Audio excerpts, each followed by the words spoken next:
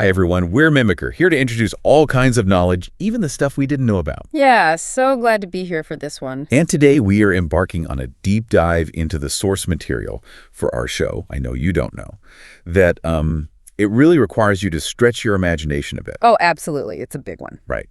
So I want to ask you to picture something in your mind's eye. Just imagine for a second a single, solitary God. Okay.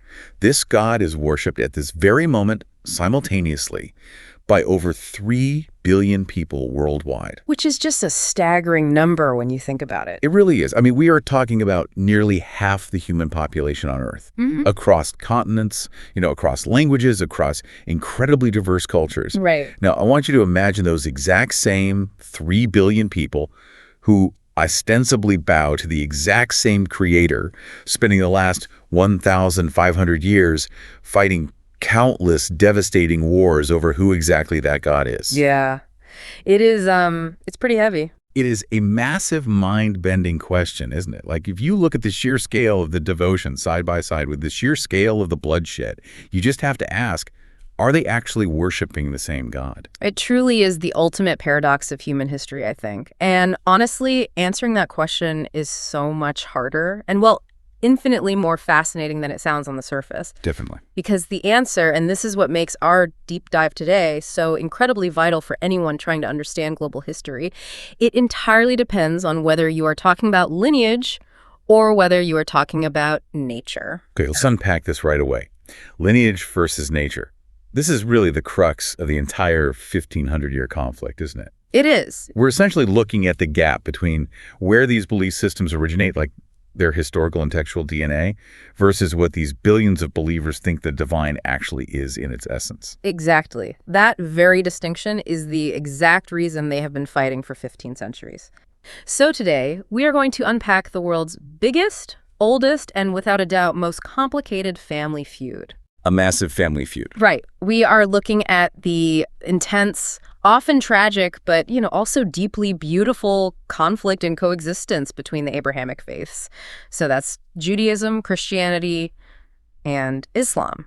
Before we get too deep into the theological trenches here, I want to be really clear with you, the listener, of the data we collect and how we're going to use it today. That's a very good idea. We need ground rules. Yeah, because we have gathered a mountain of historical texts, theological doctrines, sociological studies, and, well, historical analyses. And the answer to whether these three groups worship the same God is wildly complex based on the data we collect. Incredibly complex. So we need some strict rules of engagement for this conversation to make sure we don't just, get lost in the weeds of sectarian debate. Absolutely. The most important ground rule for you to keep in mind as we go through this deep dive into the source material is that our analysis today will remain entirely strictly neutral. Right. No taking sides. Exactly. Our goal here is not to adjudicate theological truth. We're not here to decide who is right or, whose revelation is the final one or whose interpretation of the divine is the most historically or spiritually accurate. Because that's basically impossible anyway. Right. That is not our job. Our job is to understand the fascinating mechanics of how each side sees the world, how they structurally understand the divine, how they view each other, and how those viewpoints have fundamentally driven world history. Exactly. We are looking at the blueprint of the conflict, the architecture of the beliefs, not taking a side in it. Right. So to understand this 1,500-year war, we first need to define who exactly is in the ring. Like, who are the combatants in this fight? Well, right off the bat, we have to clarify something that confuses a lot of people. Yeah, looking at the demographic data and how people talk about religion globally, there's a massive point of confusion we need to clear up. We often see public opinion polls splitting Catholics and Christians into entirely separate camps. Which is so common, but so misleading. Right. It completely obfuscates the fact that structurally and theologically, they are operating under the exact same religious umbrella.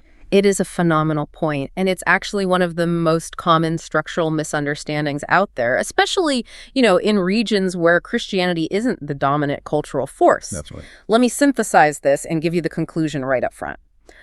Christianity, in the broad global historical sense, is actually one giant family. Right. Catholicism isn't a separate religion from Christianity. It is a branch of Christianity. It is, in fact, the original trunk from which the other modern branches grew. Yeah, when I was looking through the data we collect on the institutional histories, the easiest way for me to visualize this for you listening was to think of it like a massive corporate monopoly. Oh, I like that. Let's call it Christianity Incorporated. So for the first 1,000 years of its existence, it basically had a monopoly in the Western and Mediterranean world. Pretty much, yeah. Yeah, but over time, due to massive internal disagreements over how the company should be run, this monopoly underwent a major corporate restructuring. It split into 3 different corporate divisions. That is a brilliant analogy, yes. If we look at the corporate flowchart of Christianity, there are essentially 3 major divisions, or what we can call the 3 siblings of the Christian family. Okay, let's go to the siblings. Who's the oldest? The first and the oldest, and currently the largest with over 1 billion members, is Catholicism, specifically the Roman Catholic Church. So the corporate analogy, they are the legacy headquarters. Exactly. Final, ultimate authority for Catholics rests with the Pope in Rome and the Magisterium, which is the Church's official teaching authority. Got it. And they have a lot of specific rituals, right? Right. They have a very structured ancient system of 7 sacraments, things like baptism, communion, confession. And they fundamentally believe that salvation comes through a combination of faith in Jesus, participating in those sacraments, and doing good works in the world. They also place a highly structured theological value on the veneration of Mary and the saints, viewing them as intercessors. Right, so that's the big original corporate structure operating out of Rome. But they didn't hold the monopoly forever. The first massive corporate split happened in the 11th century. Exactly. The second sibling is Eastern Orthodoxy. And how did they break off? They broke off from the Catholic Church during what historians call the Great Schism, or the East-West Schism, of 1054. So it was just a big, sudden argument? Well, no. Now, this wasn't just a sudden argument. It was really the culmination of centuries of cultural, linguistic, and theological drift between the Latin-speaking West and the Greek-speaking East. Oh, I see. Language barriers and cultural shifts. Yeah. Today, they are primarily based in Eastern Europe, Greece, Russia, and the Middle East. And do they look similar to Catholicism in practice? They share a massive amount of the same deep liturgical DNA with Catholicism, you know. They have sacraments, they have bishops, they venerate icons of the saints, but they absolutely reject the universal jurisdiction of the Pope in Rome. Ah, so that's the sticking point, the CEO. Exactly. To them, the Pope is historically the first among equals, but not the supreme, infallible CEO of the entire church. Okay, so we have the Roman Catholics in the West, the Eastern Orthodox in the East. They look somewhat similar in their high church rituals, but they have different leadership structures. Right. Who is the third sibling? Because Right. this is the one that really disrupted the market. The third sibling is Protestantism. This division broke off much later, during Martin Luther's Reformation in 1517. Oh, right. The Reformation. Yeah, to stick with your corporate analogy, Protestantism is like the decentralized, highly disruptive startup culture that violently rebelled against the centralized legacy corporation of Rome. They weren't happy with how headquarters was running things. Not at all. The early reformers looked at the Catholic Church and believed it had become corrupt. You know, selling indulgences, which is essentially time off in purgatory for money and just hoarding power. So they completely rewrote the corporate bylaws. And their new bylaws were radical. I mean, they stripped away almost all the middle management. Precisely. Their final authority is Scripture alone, what they call sola scriptura. There is no pope. There is no infallible magisterium. So it's a very direct relationship with the text. Very direct. They believe salvation is achieved through justification by faith alone, meaning you don't need the elaborate corporate ladder of sacraments and works to earn salvation. Faith in Jesus is entirely sufficient. That is a massive operational shift. It is. Because of this radical streamlining, they typically only recognize 2 sacraments, baptism and communion, which they trace directly back to Jesus in the texts. And they deliberately downplay or outright reject the veneration of Mary and the saints, focusing solely and exclusively on Jesus. Okay, that clears up so much of the internal Christian dynamic.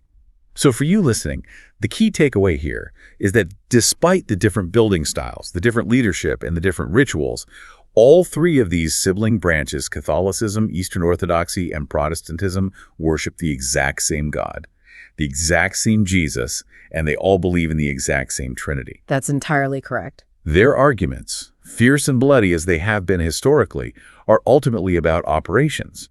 It's an internal debate over how the church should be run on earth who has the authority to interpret the texts, and, the exact mechanical process of how a human soul is saved. Precisely. They are siblings squabbling under the single banner of Christianity. Right. And now that we've cleared the ground on that and unified the Christian family tree, we can zoom out to the real focus of our analysis today. Because if the branches of Christianity are siblings, then Christianity itself is just one of three massive brothers on the global religious stage. The big three. Right. We're talking about the relationship between Judaism, Christianity, and Islam. Okay, let's look at the shared DNA of these three brothers. Here's my core question for you to establish our baseline. If we were looking purely at lineage, just the historical, anthropological, and textual roots are Judaism, Christianity, and Islam worshiping the exact same God. Yes. With absolute unequivocal certainty, yes. Wow. Unequivocal. Yes. Academically, these are known as the Abrahamic religions, or sometimes the revealed religions.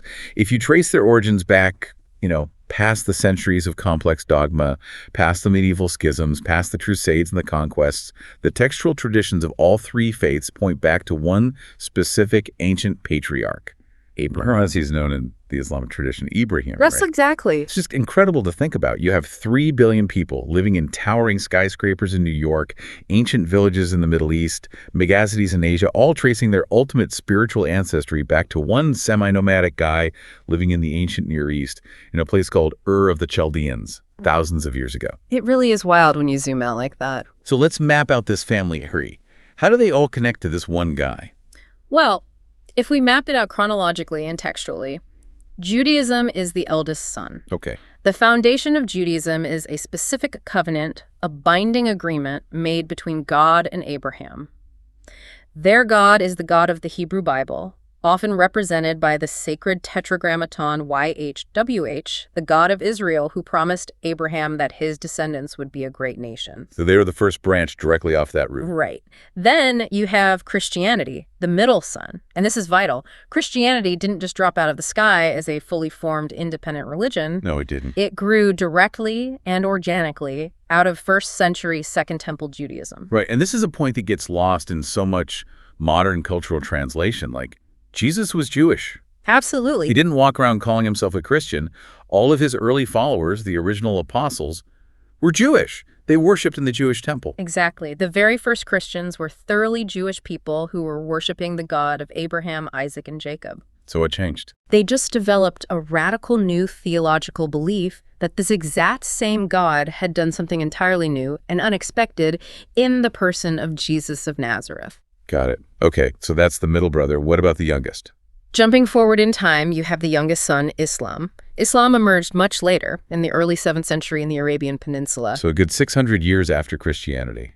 Right. But the Quran, the foundational text of Islam, is incredibly explicit about its lineage.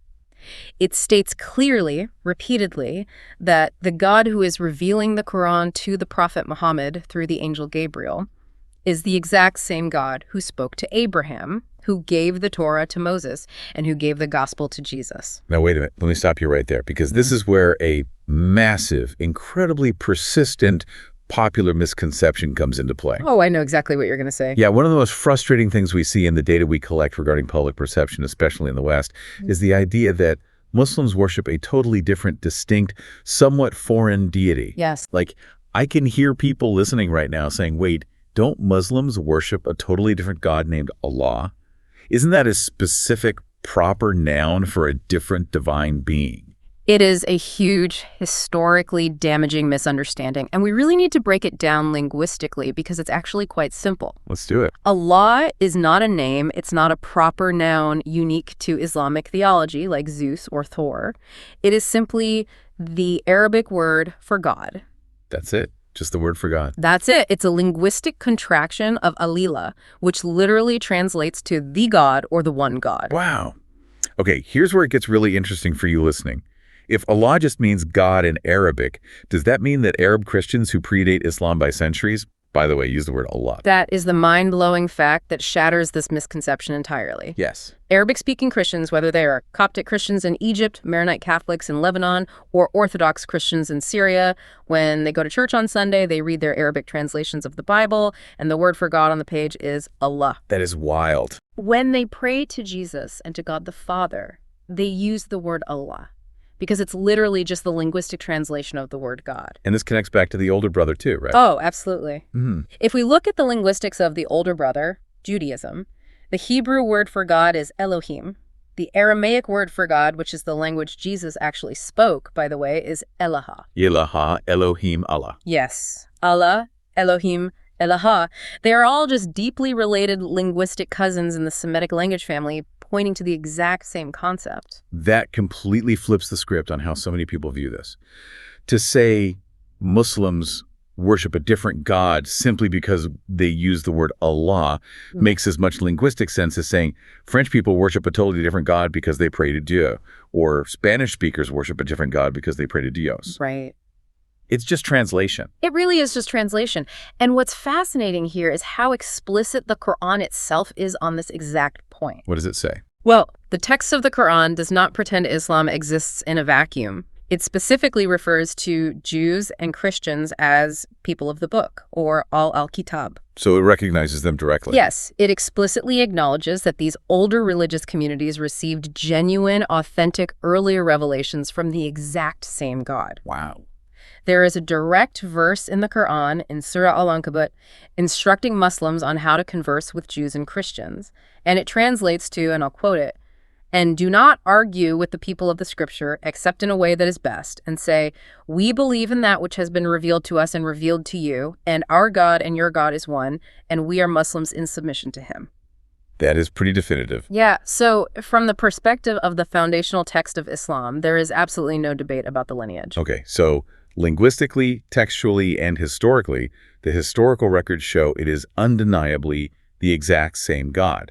Case closed on lineage. There are three brothers from the exact same father. Without a doubt. But let's be honest, that just makes the paradox we started with even more glaring and tragic. It does. If they know they are brothers and they agree on who the father is, why do they vehemently disagree, to the point of shedding blood for centuries on the father's nature? And this is where we shift perspectives and where the theology gets incredibly sharp.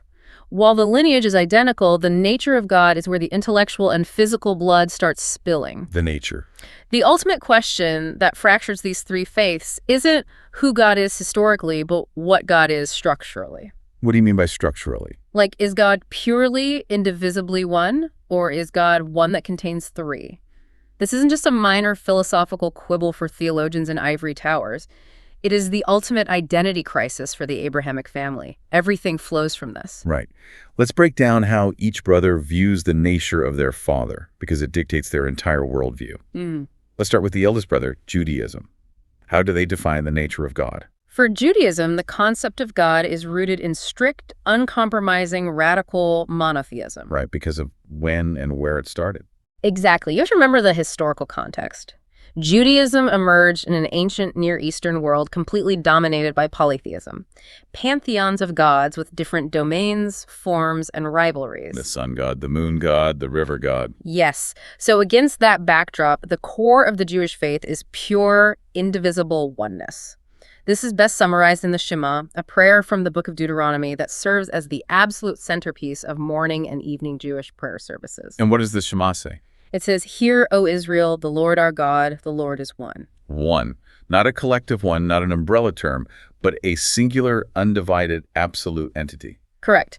According to classical Jewish theology, which was heavily articulated later by philosophers like Maimonides in the 12th century, God has no subdivisions, no partners, no physical body, and absolutely no manifestations in physical human form. So God is just completely outside of physical reality. God is entirely transcendent, infinite, and singular. To say otherwise is to compromise the very foundation of the faith. Which brings us to the middle brother, Christianity. Who walks into the room in the first century and introduces a concept that completely upends that simple, elegant oneness, the Trinity? A massive shift. This is the idea of one essence, but three co-equal, co-eternal persons. The Father, the Son, which is Jesus made flesh, and the Holy Spirit. Right. And I have to admit, even for people who grow up in the church, the Trinity is a massive brain bender. It took the early Christian church centuries and multiple massive councils like the Council of Nicaea in 325 CE to even hammer out the specific language for this. It is arguably the most complex theological puzzle in the history of religion, and it's crucial to understand that Christians absolutely insist that they are strict monotheists, just like the Jews. Wait, they do? Oh, absolutely. They vehemently deny that they believe in three gods. They believe in one God, but they believe this one God exists dynamically as three distinct persons sharing the exact same divine essence. It's a mystery of faith that kind of defies simple human logic. Okay, whenever I try to wrap my head around this to explain it to someone, I usually lean on the water analogy. Yeah, let's hear it. So for you listening, think of it like H2O. You can have H2O as a liquid, which is water. You can freeze it into a solid, which is ice. You can boil it into a gas, which is steam. Right. Liquid, solid, gas. They have completely different physical forms. They act differently. You interact with them differently. But at a molecular level, they're all made of the exact same underlying substance, H2O. Yeah. One substance, three presentations. Is that a fair way to look at the Trinity? Well, it's a very popular analogy, and it's incredibly helpful for making a brain-bending concept somewhat digestible for a layperson. But since we are doing a true deep dive into the source material here, I have to point out that if you presented that water analogy to an early church father at the Council of Nicaea, they would probably excommunicate you. Wait, really? Why? What's wrong with a water analogy? I thought I totally nailed it. Because a strict Christian theologian will point out that the water analogy falls into an ancient heresy called modalism. Yes. Modalism is the idea that God is just one person who puts on different masks or changes modes, like sometimes acting as the Father, then switching to act as the Son. Oh, I see. Rather than being three distinct, simultaneous persons interacting with each other, like when Jesus prays to the Father in the Garden of Gethsemane. Ice cannot be steam at the exact same time in the exact same space. Okay. That makes sense. They have to exist all at once. Exactly. But for our purposes today, to understand the mechanics of the belief from the outside looking in, your analogy perfectly captures the core Christian claim. They are trying to articulate a difference in presentation, but an absolute unity in substance. Right. They firmly believe they're worshiping the one God of Abraham, just fully and finally revealed in a complex triune nature. Yes. But the eldest brother, Judaism, looks at that complex triune nature, looks at the water analogy, looks at the Council of Nicaea and says, absolutely not. You have broken the Shema. Exactly. To Judaism, the idea that God could become a man, that the infinite, indivisible creator of the universe who cannot be contained by time or space, would take on human flesh, experience hunger, suffer, and die on a Roman cross in the form of Jesus, is categorically rejected. So it's just a bridge too far. It violates that strict, indivisible oneness of the Shema. To Judaism, Jesus of Nazareth was a historical figure, perhaps a charismatic, ordinary man, maybe a teacher with a localized following. But he was definitively not the Messiah they were waiting for, and he was absolutely, under no circumstances, God incarnate. Okay, so the eldest and the middle brother are entirely structurally at odds over Jesus. What about the youngest brother, Islam? How do they view this nature debate? Islam's perspective is fascinating because on the nature of God, Islam is even stricter and more uncompromising than Judaism. Stricter than Judaism? Yes. The central, defining, non-negotiable concept of Islam is called tawhid. This is the absolute pure oneness of God. In Islam, this oneness cannot be divided, it cannot be shared, and it cannot be conceptualized in parts. So no Trinity? No Trinity. Placing any partner alongside God or associating anything created with the Creator, a concept known as shirk, is considered the single gravest, most unforgivable sin in Islam. So the Trinity, no matter how Christians try to explain it with analogies or molecular essence, is just completely off the table for Islam. It is the definition of shirk. Utterly off the table. It is viewed as a corruption of monotheism. There is a very short but vitally important chapter in the Quran called Surah Al-Ikhlas that Muslims recite frequently, often in their daily prayers. What does it say? It translates roughly to say, He is God the One, God the Absolute. He neither begets nor is born, and there is none comparable to him. He neither begets nor is born. Okay, let's unpack that specific language. That phrasing feels like a laser-guided theological strike directed right at the core of Christianity. It really does, doesn't it? Yeah, because Christians literally recite in the Nicene Creed that Jesus is the only begotten Son of God, begotten, not made. You've hit the nail on the head. That verse in the Quran is not just poetry. It is a direct, explicit theological response to the Christian claim. Wow. Islam looks at Christianity and says, we respect you, but you have fundamentally corrupted the pure monotheism of Abraham by elevating a human being to the status of the divine. But here is where it gets incredibly nuanced, right? And where the data we collect often surprises people who haven't studied Islamic theology.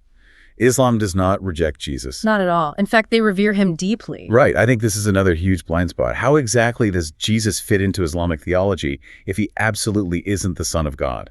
In Islam, Jesus, known by his Arabic name, Isa, is considered one of the absolute greatest prophets and messengers of God, second only to Muhammad in prominence. Wait, second only to Muhammad? That's a massive status. It is. Muslims believe he was born of the Virgin Mary. In fact, Mary is mentioned more times by name in the Quran than she is in the entire New Testament. Really? I had no idea about that. Yeah.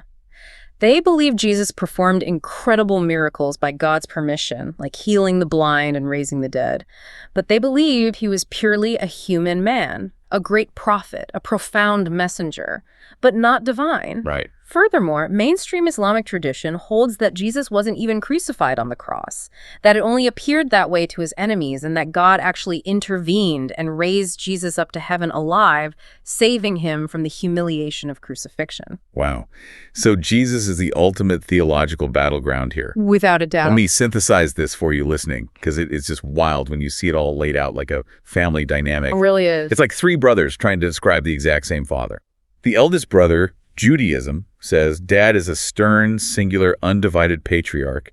He makes covenants and he expects the law to be followed. Right. The middle brother, Christianity, says, actually, dad has three distinct co-equal faces, and one of them actually came down, took on human form, and lived with us to save us. Yep. Then the youngest brother, Islam, walks in and says, you are both crazy.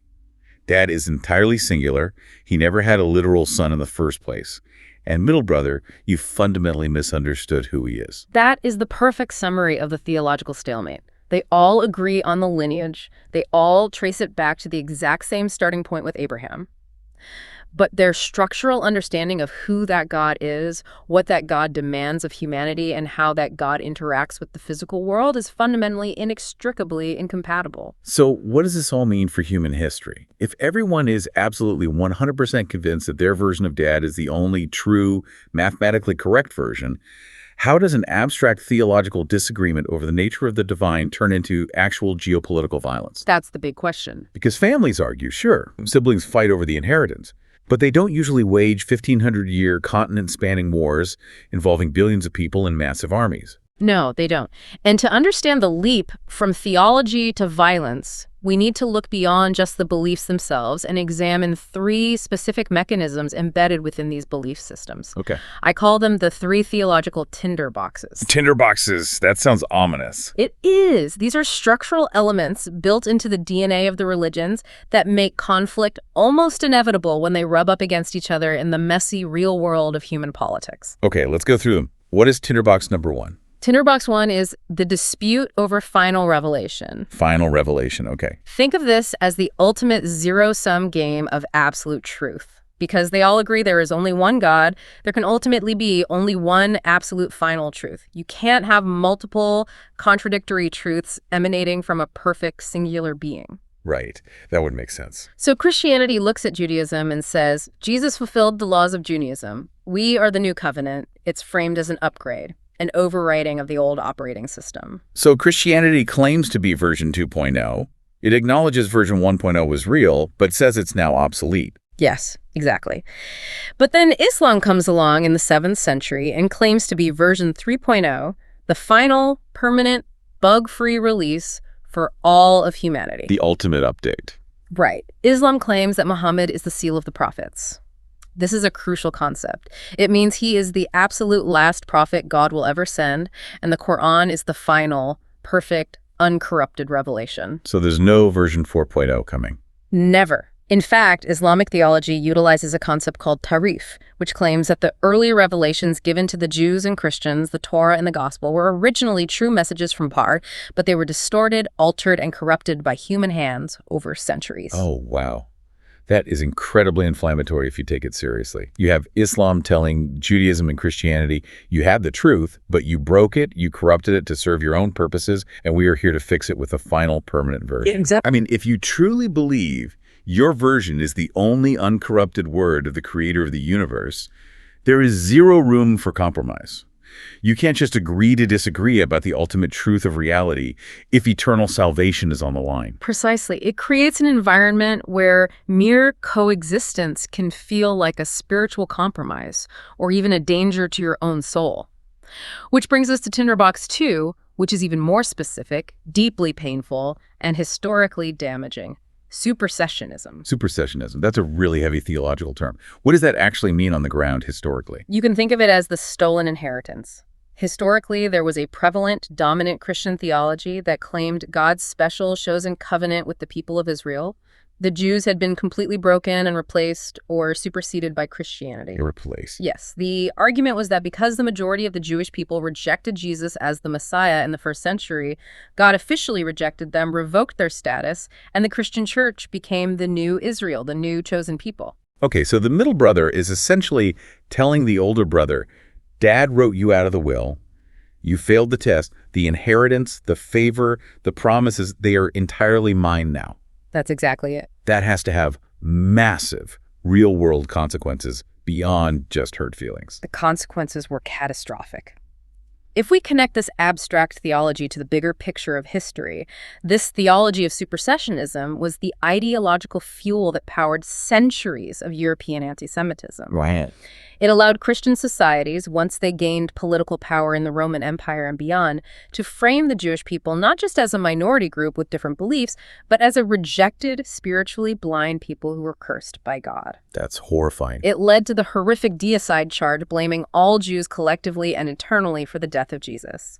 This theological framing justified systemic discrimination, forced conversions, blood libels, mass expulsions, and horrific violence for over a millennium. I want to pause here for a second because we promised at the start to follow the historical records and remain neutral, but also accurate about the modern day. Yes, very important. It's really important for you listening to know that this isn't just an ongoing, unaddressed issue that the Christian church is still actively promoting today. Absolutely. And a crucial nuance and disclaimer is required here for historical accuracy. Supersessionism, particularly in its most toxic, punitive forms, is historical baggage. For the vast majority of mainstream Christianity today, it is not current doctrine. Right. Following the unimaginable horrors of World War II and the Holocaust, Christian churches undertook a massive, painful, and heavy reckoning with how their theology had contributed to the atmosphere that allowed such evil to occur. Right. I know the Catholic Church had a massive turning point on this in the 1960s with the Second Vatican Council. Yes, specifically a landmark 1965 document called Nostra Aetate, which means in our time. It officially, explicitly, and permanently changed the church's stance. And what did it say? It firmly rejected the idea that the Jewish people are rejected or cursed by God, affirming that God's covenant with them is eternal. And it explicitly rejected the collective blame for the death of Jesus, stating that what happened during his passion cannot be blamed on all Jews then living, nor on Jews of today. Okay, that's a massive theological correction. Huge. And Protestant denominations have largely made similar theological corrections. So we are talking about a historical tinderbox, but one that burned terribly bright and caused immense suffering for centuries. Thank you for clarifying that. It's so important to separate the historical ideology from modern doctrine so we understand the evolution of these faiths. Definitely. Okay, so we have the dispute over the final software update. We have the tragedy of the stolen inheritance. What is Tinderbox 3? Because the first two are ideas. How do ideas start wars? Well, Tinderbox 3 takes these abstract theological concepts and drops them directly onto a physical map. Geography. Yes, it is the shared Holy Land. It is the ultimate unsolvable real estate crisis, the city of Jerusalem. Jerusalem. Of course. It is just geographically mind-boggling when you actually look at a map of the old city. It truly is. Within the span of 4 square miles, an incredibly tiny footprint of land, you have the absolute epicenter of the divine for all 3 global faiths. Let's walk through it. What is it for Judaism? For Judaism, it is Mount Moriah, the site of the ancient First and Second Temples, the literal dwelling place of God's presence on earth. Today, the Western Wall, a retaining wall from the Second Temple complex, is the holiest site where Jews can pray, facing the place where the Holy of Holies once stood. And for Christianity, it's the exact same city, just a few streets over. Right. It is the city where Jesus preached, where he was crucified on Golgotha, where he was buried, and where Christians believe he resurrected from the dead. The Church of the Holy Sepulchre. Yes. The Church of the Holy Sepulchre, an incredibly ancient and complex structure, is built directly over those traditional sites of the crucifixion and the tomb. It is the ultimate pilgrimage site for global Christianity. And then Islam enters the picture. Yes. For Islam, Jerusalem is the site of the Prophet Muhammad's miraculous night journey, known as the Isra and Miraj. What happened on that journey? Well, he traveled from Mecca to Jerusalem and then ascended to heaven to speak with God and the earlier prophets. The magnificent Dome of the Rock and the Al-Aqsa Mosque sit right on top of the Haram al-Sharif, the noble sanctuary, which is the exact very same plateau that Jews revere as the Temple Mount. So just think about the absolute impossibility of this situation for a second. Huh. You have 3 billion people divided into 3 major religions, all of whom believe with absolute unwavering certainty that the creator of the universe explicitly deeded them the exact same patch of dirt. Yeah, it's a powder keg. It's not just a symbol. It's tangible physical land. It's stone and mortar. And this brings us to the collision of all these factors. We have the motive, the belief in an exclusive divine truth. We have the ideological weapons theologies like supersessionism or final revelation that invalidate the claims of the other brothers. And we have the disputed territory Jerusalem and the broader Holy Land. The perfect storm. Yes. So let's look at how this explosive combination actually played out in the historical timeline. Let's trace the bloody history when brothers go to war. All right, let's follow the thread of causality through history. If we go back to the 1st century, we see the initial split, but it's not a war yet. It's an internal family dispute. Correct. In the 1st century, Christianity starts merely as a small, somewhat radical Jewish sect. Tensions rise between the traditional rabbinic Jewish establishment and these new followers of Jesus, but they are all still living under the iron boot of the Roman Empire. So they have bigger problems. Exactly. The decisive, catastrophic moment happens in 70 CE. The Jewish people launch a massive rebellion against Roman occupation. The Roman Empire responds with overwhelming, brutal force. They crush the rebellion, lay siege to Jerusalem, and utterly destroy the Second Temple. The destruction of the temple is just cataclysmic for Judaism. You can still see the Arch of Titus in Rome today, depicting the Romans carrying away the menorah. It is a profound trauma. It changes the entire structure of the religion, shifting it from a centralized temple-based sacrificial system run by priests to a decentralized rabbinic text-based system centered on the Torah and the synagogue. Exactly. It's a trauma of unimaginable proportions. And in the aftermath of that trauma, the split between Judaism and the nascent Christian movement widens into an unbridgeable chasm. Because they have to figure out how to survive separately. Right. The younger brother essentially moves out of the house and begins courting the broader Greco-Roman world. Over the next 3 centuries, Christianity goes from a persecuted minority to, shockingly, the official state religion of the Roman Empire under Emperor Constantine and his successors. That is a wild flip in power dynamics. The previously persecuted younger brother suddenly holds the keys to the most powerful empire on earth. And as we discussed with supersessionism, during the Middle Ages, they used that state power to systematically oppress the older brother. Okay. We see centuries where Jewish populations in Christian Europe are stigmatized, forced into restrictive professions like moneylending, forced to wear identifying clothing, expelled entirely from countries like England in 1290 and France, and confined to walled ghettos. It's the younger brother getting total control of the inheritance and forcefully evicting the older brother.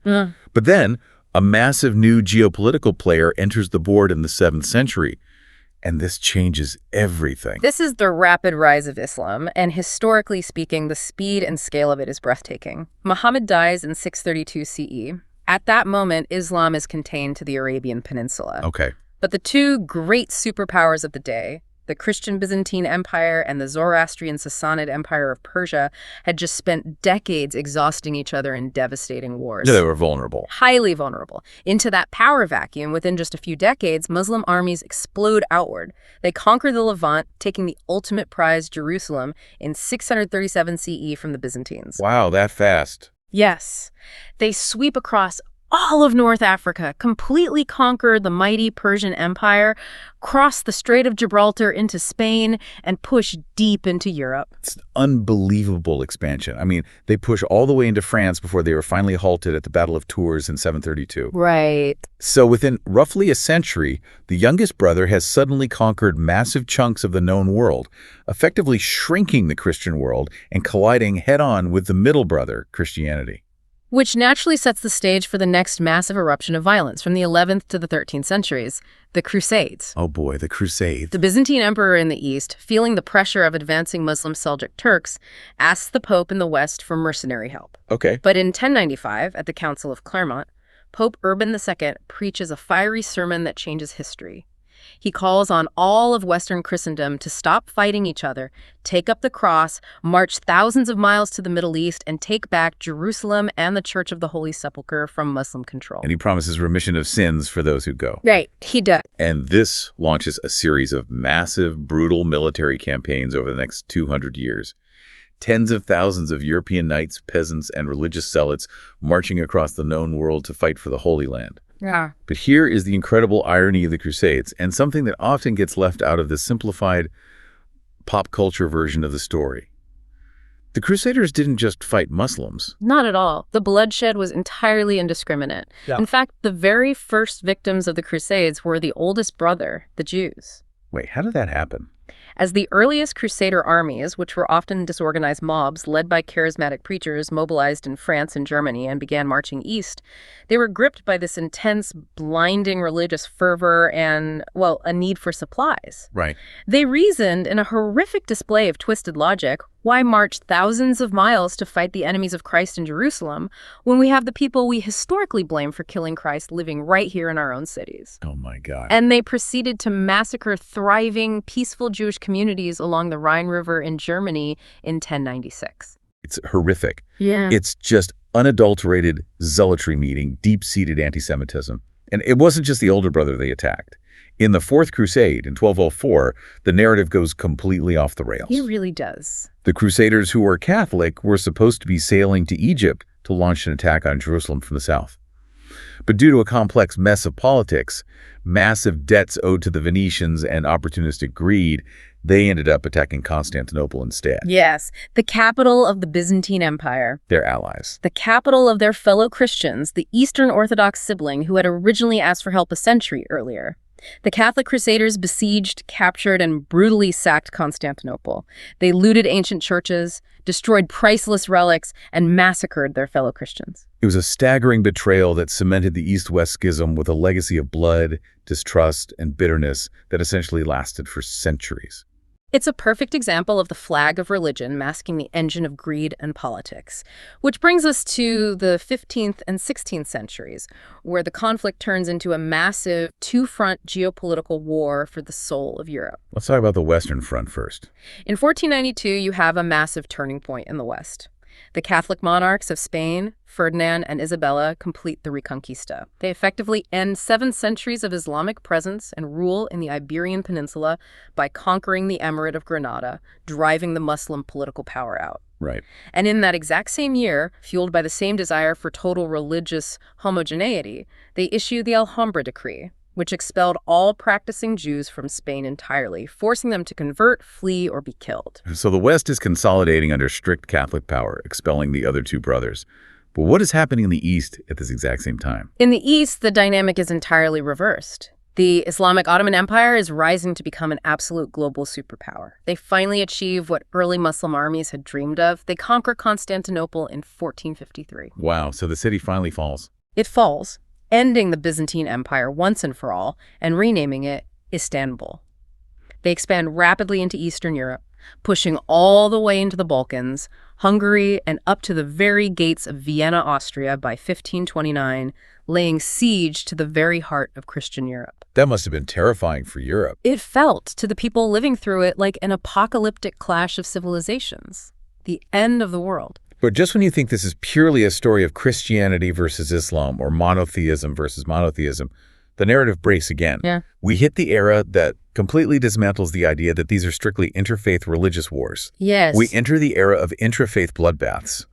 because the siblings start tearing each other apart. Exactly. The violence wasn't just between the three religions. It was viciously, horribly internal. Following Martin Luther's Protestant Reformation in 1517, Western Europe tore itself apart in what we now call the European Wars of Religion. The most devastating of these was the 30 Years' War, Yeah. right? In Central Europe, lasting from 1618 to 1648. Yeah. Right? This is the one that famously kicked off with the defenestration of Prague, where Protestant nobles literally threw Catholic officials out of a third-story castle window into a pile of manure. It sounds like a dark comedy.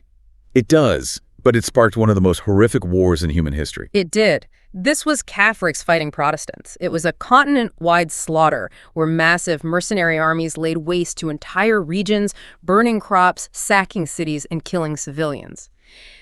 In some parts of the Holy Roman Empire, which is modern-day Germany, the war caused the death of anywhere from 20 to 50% of the total population through violence, engineered famine, and disease. 20 to 50%. That is an almost incomprehensible level of destruction. It rivals the Black Deaths. Yeah.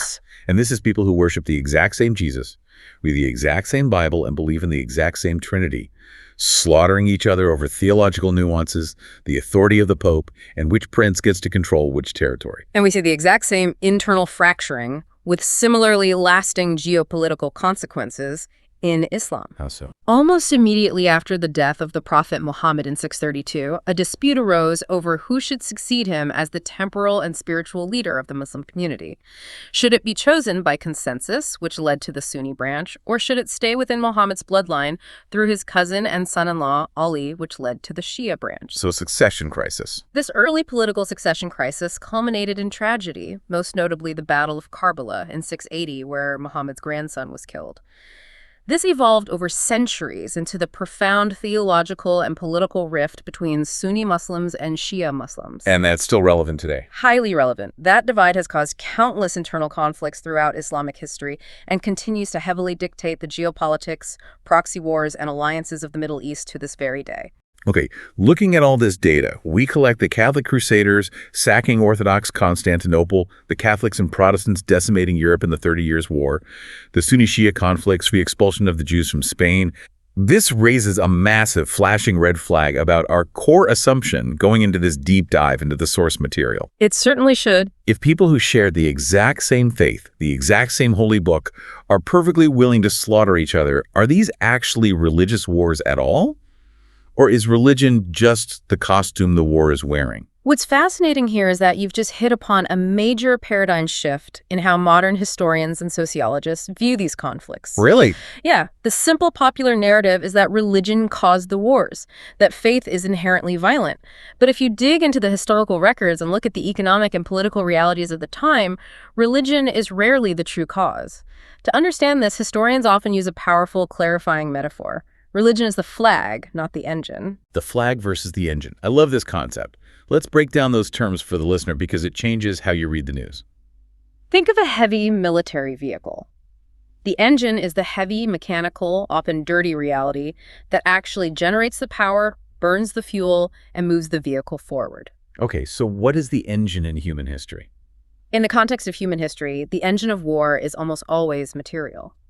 It is the desire for arable land, the struggle for geopolitical dominance, competition over scarce resources like water or trade routes, the acquisition of wealth, cold political calculation by ruling elites trying to maintain power, and the basic evolutionary human need for security and group identity. That makes sense. This is what actually drives humans to pick up a sword or a rifle and kill other humans. But nobody wants to march away from their family to face certain death just to make their local kings slightly richer or secure a trade route for a merchant guild. It's not a compelling rallying cry. You can't put that on a recruitment poster. Exactly. And that is where the flag comes in. The flag is the brightly colored banner planted on the hood of the vehicle. It doesn't power the machine, but it gives the machine an identity, a narrative, and a noble purpose. It dresses it up. Right. Religion acts as the flag to rally the troops, to elevate a dirty terrestrial war over resources into a cosmic, eternal battle between good and evil. It provides the moral justification for violence, promising eternal reward for sacrifice. And crucially, it acts as a very clear, easy way to mark who is a friend and who is a foe. Like the Crusaders. Exactly. When the Pope called for the Crusades, it was framed as a holy mission, but it also conveniently directed the violence of landless, warring European knights outward, away from Europe, while attempting to secure lucrative Eastern trade routes. I see what you're saying. And the Marxist critique of history would agree that it's all material. But I want to push back on this a little bit because it feels a bit too neat. Okay, push back. If it's really just about land and power, and religion is just a convenient excuse, why are these specific three religions always at each other's throats? Any two neighboring groups, any two nations, can fight over a border without bringing God into it. But when Judaism, Christianity, and Islam interact historically, it seems exceptionally combustible. Is it really just a coincidence of geography that they all originated in the Middle East? It is not a coincidence, and your pushback is entirely valid. While material factors are undeniably the engine, the specific religious flag being flown absolutely shapes the nature, the intensity, and the duration of the conflict. So how do they shape it? To explain why these three are so uniquely prone to conflict when they clash, we have to look at a two-layer analysis of their shared theology and psychology. Okay, let's unpack that. What is layer one? Layer one is the structural tension of monotheism. Let's compare the Abrahamic faiths to the polytheistic religions of antiquity, like the Roman Empire or ancient Greece. In a polytheistic system, you have a massive pantheon of gods. If a Roman legion conquers a new territory in Gaul and the locals worship a god of the river or the harvest, the Romans don't care. They don't try to eradicate the belief. They just add that local god to the list, or saying, oh, your river god is just a local version of Neptune. Exactly. Polytheism inherently allows gods to coexist. Right. There's no inherent structural conflict in adding one more god to a list of 50. It's a big tent. But monotheism is fundamentally radically different. It inherently claims exclusivity. The core tenet of the Shema, or the Nicene Creed, or the Shahada in Islam, is not just, my God is great, it is my God is the only God, and therefore, by definition, your gods are false. A zero-sum game. Yes. If my understanding of the one God is the ultimate, exclusive truth of the universe, then your competing truth isn't just a different cultural preference. It is utterly false. It is an affront to the divine order. That exclusivity builds a structural tension and ideological rigidity into the very foundation of the worldview. So they are structurally primed to be incompatible. They cannot both be 100% right. What is layer two? Layer two is a brilliant psychological concept first articulated by Sigmund Freud, known as the narcissism of small differences. The narcissism of small differences? I've always loved that phrase. It sounds like a description of my family at Thanksgiving arguing over a recipe. What does it mean in this grand historical context? It explains why we fight most bitterly and with the most intense vitriol with those who are closest to us. Oh, wow. The theory suggests that it is precisely because these groups are so incredibly similar, because they share so much DNA, that the tiny differences between them become psychologically intolerable. They threaten our sense of unique identity. That makes so much sense. If you meet a stranger from the other side of the planet whose culture, language, and religion are completely alien to yours, you might just be curious. You don't feel threatened by them because they are so completely different. There's no overlap in your identity Venn diagram. But when you look at someone who is almost exactly like you, a sibling who shares your history, your father Abraham, your holy texts, your reverence for prophets like Moses and Jesus, and they diverge from you on one or two crucial points, like the exact nature of the Trinity or the finality of Muhammad, that divergence feels like a profound, intimate betrayal. Yeah. Strangers don't fight with the same vitriol as brothers fighting over a father's will. The closer the relationship, the more intense the psychological need to prove that your minor variation is the legitimate one, and theirs is a corruption.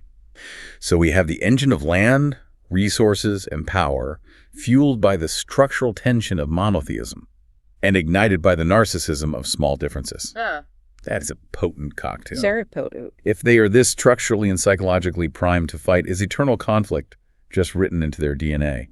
Are we doomed to just watch these three brothers fight until the end of time? Is the clash of civilizations inevitable?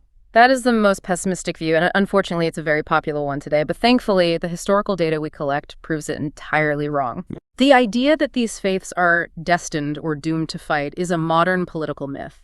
And to prove it, we need to look at the rays of light, the extensive history of actual, sustained coexistence. I think we desperately need some rays of light right now after going through the Crusades and the 30 Years' War. Yeah. Give me some historical proof of peace. When did the brothers actually get along? Let's go back to Spain, but long before the 1492 expulsions. During the medieval period, under Islamic rule in what was known as Al-Andalus, specifically around the 10th century in cities like Cordoba, there were long stretches of time characterized by convivencia or coexistence. What did that look like? Muslims, Christians, and Jews lived side by side in a golden age of intellectual, scientific, and cultural exchange. They translated ancient Greek texts together, preserving knowledge that Europe had lost. They collaborated to advance medicine, astronomy, mathematics, and poetry. That sounds incredible. It wasn't perfect modern equality. Non-Muslims paid a specific tax called the jizya, but it was a highly tolerant, pluralistic society that thrived on diversity. And it wasn't just isolated to Spain, right? Not at all. For many eras in history, Jewish populations actually fared far better and were significantly safer living in the Islamic world than they were in Christian Europe. Can you give an example of that? Look at one of the greatest Jewish philosophers and legal scholars in history, Moses Maimonides. When fanaticism briefly flared up in Spain, he fled, but he found refuge, patronage, and peace in Egypt under Islamic rule. He eventually served as a personal physician to the famous Muslim leader Saladin in the 12th century. That is a detail you almost never hear in the standard narrative of eternal holy war. You have a rabbi serving as the doctor to the Sultan who fought the Crusaders. Right. What about later on during the Ottoman era? The Ottoman Empire provides another massive counter-narrative. While they were undoubtedly a conquering Islamic imperial power, internally they utilized something called the millet system. The millet system. Yes. This was an incredibly pragmatic system that allowed different religious communities, Orthodox Christians, Armenian Christians, Jewish communities, to essentially self-govern their own internal, legal, educational, and religious affairs peacefully under the broader umbrella of the empire. So they had autonomy. Yes, they had their own courts for family law and disputes. Again, it wasn't modern, secular, democratic equality, but it was a highly functional, legally protected system of coexistence that lasted for centuries and prevented the kind of sectarian bloodbaths happening in Europe at the exact same time. So, synthesizing all of this, what is the core lesson we can draw from this history of coexistence? The core lesson is that violence is not an automatic theological reflex. Conflict requires a political or economic trigger. If the engine of resource scarcity, political instability, territorial threat, or fear by the ruling class is not actively running, the flag of religion can absolutely fly in peace. Right. These three brothers are entirely capable of living in the same house, sharing meals, and collaborating, provided the house isn't on fire from political or economic strife. That is a phenomenal way to frame it. Let's do a grand summary of this deep dive into the source material for you listening, because we have covered thousands of years of history today. We really have. We started with the paradox of 3 billion people, one God, and 1,500 years of war. What we found in the historical records is that by lineage, it is undeniably the exact same God. Abraham is the shared father, the texts are intertwined, the linguistics of Allah and Elohim prove the shared roots. Absolutely. But by nature, they violently disagree on who that God is, how he operates in the world, and who holds the final truth. Yet ultimately, when you peel back the layers of dogma and look at the actual history, the 1,500-year war is less about divine dictates from the heavens and much more about human frailties down here on earth. Fear, the quest for resources, the mechanics of empire, and the narcissism of small differences. It really is a mirror held up to human nature itself, rather than a reflection of the divine. And I want to leave you, the listener, with a final provocative thought to mull over as you go about your day. Okay, what is it? We've spent this time discussing how religion has historically been used as a convenient, brightly colored flag to mask very dirty, very human conflicts over land, resources, and power. So look around at the modern, highly secular world today.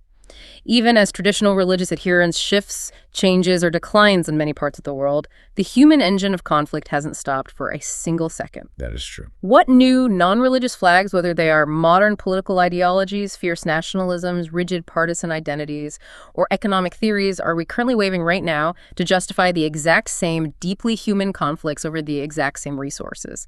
The flags change, but the engine remains the same. Thanks for tuning into this episode. If you enjoyed our content, don't forget to like, subscribe, share, and turn on the notification bell. See you guys.